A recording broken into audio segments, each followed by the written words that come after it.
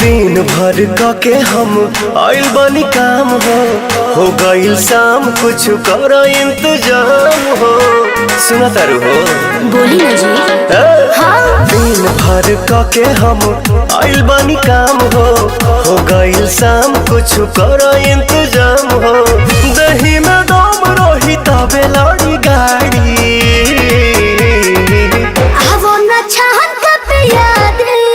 राजा सहरी से तहरी छहन के पिया दी राजा सहरी से तहरी।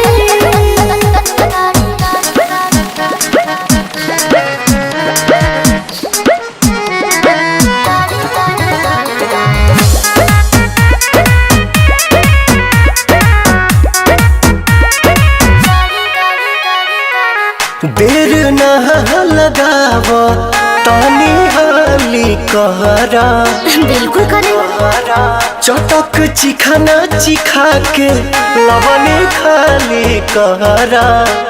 ए राजा जी वही ठमडोहिया छोटहिया बिछा दी हो तपसे लबा तबे लबा हो डोला दी। मूड बनो के तनी बने दया नाड़ी छहन के पिया दे राजा सहरे सतहरे छहन के पिया दे राजा सहरे सतहरे।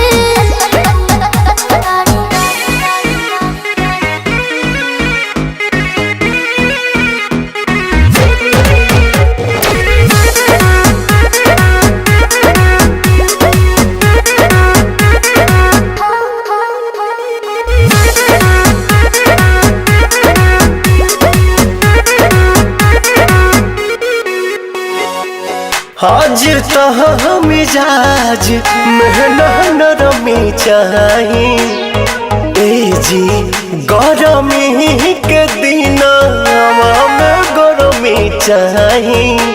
ए राजा जी इतना न फायदा करेला दही दूध हो चार छक मार के दिमाग बड़ा सूद हो।